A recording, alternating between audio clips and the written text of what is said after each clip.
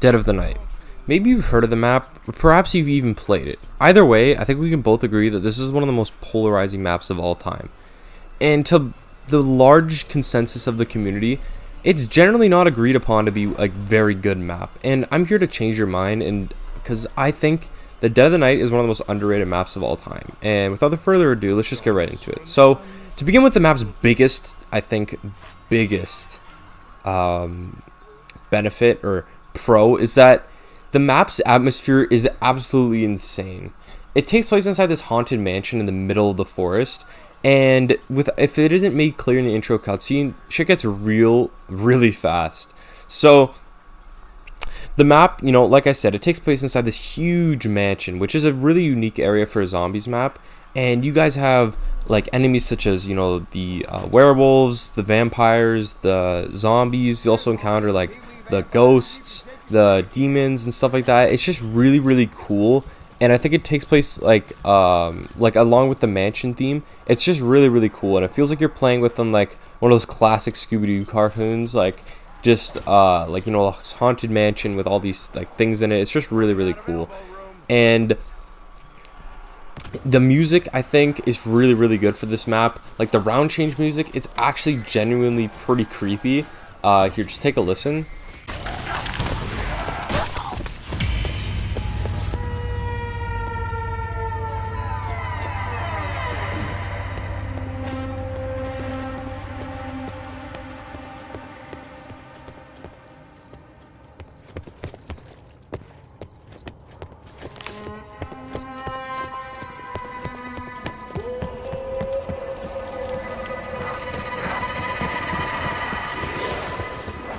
Like, they did not need to go that hard on the round change music. And then just when you're moving from each area, like the forest to the greenhouse, just the different themes that you hear when you're moving between them is just really cool. And I think it makes you feel like you're actually in the map. Like not a lot of this like happens within zombies, but like you feel like you're actually there within the map, experiencing all these things, and it's really cool. Like with especially Black Ops Cold War, it doesn't feel like you're actually there, but with this, it feels like you're actually there inside this haunted mansion, looking at around all these things. And I think, as Pat said it best, it feels like a movie of a map. That's how realistic it feels. It's just so sick. And I genuinely was a little bit creeped out when the first time I played this, moving between the forest and stuff. I think it was a little bit scary, not gonna lie.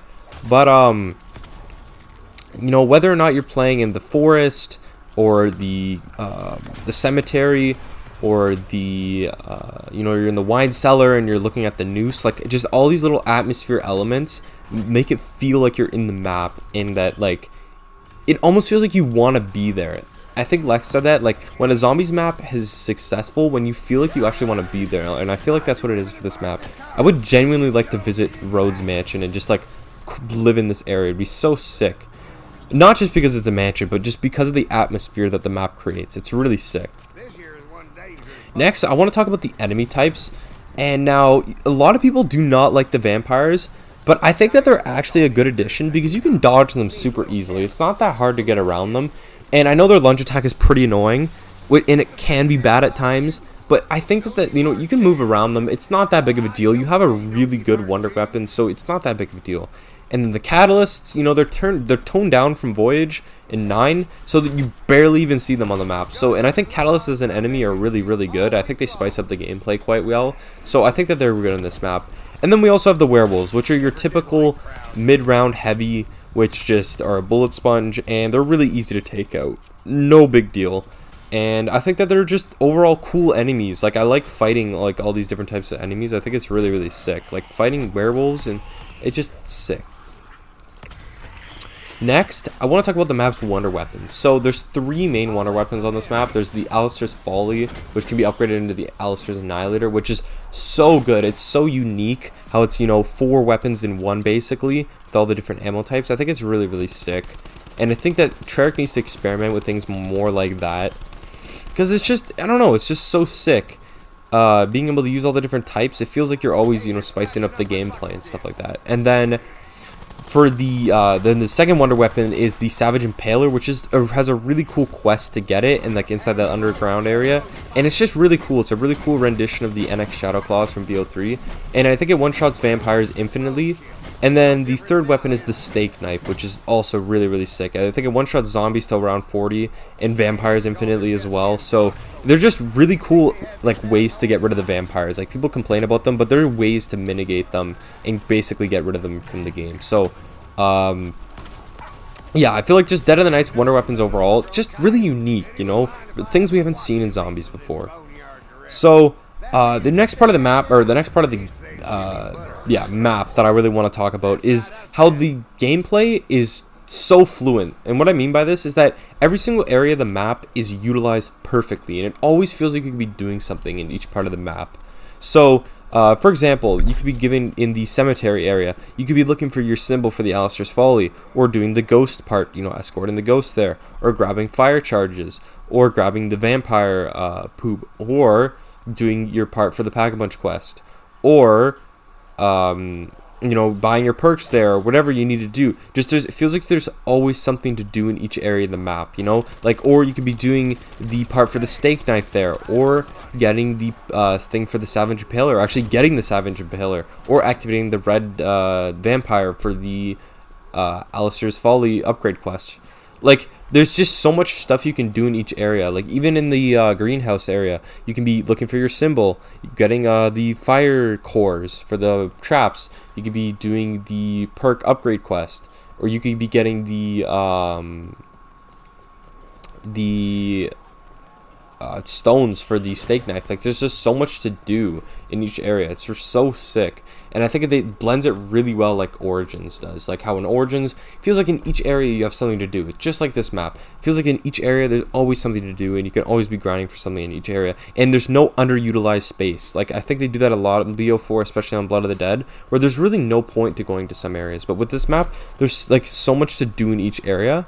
And I think that every single space is well utilized, and the map flows super well as well. Like, it doesn't feel like a hassle to get from the graveyard down to the greenhouse, just because of the fast travels, and then just how like small and compact, yet also large the map is. It's so nice. Just so many little areas you can go to, and it's just really cool.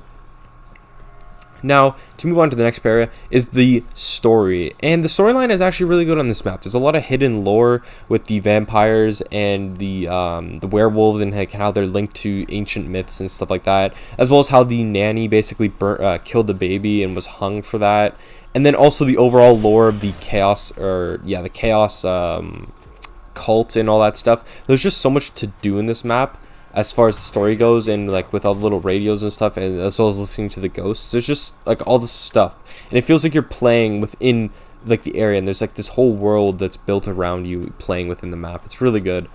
And then for the Easter egg, I think there was actually a really cool Easter egg, and it's cool how it's like kind of left up to the player on how they want to solve it, similarly to Origins. You can do the steps in like any order almost, like for the 3 rocks, as well as getting the Alistair's Annihilator for the different areas. Like, there's so much you can do and so much freedom you have for the Easter egg. It's really, really nice, to be honest. And it's a nice change of pace from the, the typical zombies gameplay and like the typical zombies Easter egg where you're following like a linear formula. Where with this one, it's nice, short, you can jump into it. It's not too complicated, but it's also complicated enough for to give you a bit of a challenge. But it's not like it's going to be like Blood of the Dead, where it's just over the top tedious. It's just a good, well-crafted Easter egg quest, and I think it's really, really good. And the boss fight is pretty unique. I'll give it that. Like, it's not anything crazy, but it's pretty unique, and I think that it deserves some credit. And the ending cutscene, like I said, it isn't great, but you know what? It isn't bad. So, it's sad to see that we have to have our characters die, which is something I'll get into right now. The characters in this map are amazing. You can't even tell me that the Brigadier, the Cowboy, and then Godfrey are bad characters. It's so funny. Like, the Gunslinger, he feels like something straight out of Red Dead Redemption 2. His quotes are really interesting and just funny. Godfrey is just such an interesting character, and it feels like Dark Godfrey was already building inside of him before the cult got to him. It feels like he was already, because he mentions on the map that he wished he didn't become a butler and all this stuff. So it feels like he was already leaning towards being a psychopath before the cult got to him. And then the Brigadier and the Fortune Teller, they're just funny characters. They're just interesting to listen to. I really wish we would have got these characters instead of the characters we got for Chaos, because I think these guys would have been really good, but it's sad that we had to see them die. But hey, you know what? Maybe just because they were the all-star cast, they couldn't get them for all the characters, but I think they were really, really good. And just Godfrey especially, he's just such an interesting character. Now, for the next part, I have just like all the little side quests on the map. Like I said, we already mentioned the weapons and stuff you could get, but then there's just all these little things on the map, like sinking the pool balls and like all these little secret rooms. It makes you feel like it's an actual haunted mansion, and it's just really, really cool. And you know, to harken back on the atmosphere, the map has like this atmosphere of it. It's almost like depressing. It's in like not in a bad way, but in a good way. It's like I said, the noose, like just Godfrey speaking, the way that Godfrey speaks, just the round change music, the way that you're in like this dark forest. It's just really, really nice, like just depressing atmosphere. It's just really, really like just fun to play in. And I like the map's contrast between its like, you know, dark, spooky forest theme, as well as like, you know, it feels like when you're inside the mansion that you're safe with all the light and stuff like that. They just did a really good job with that.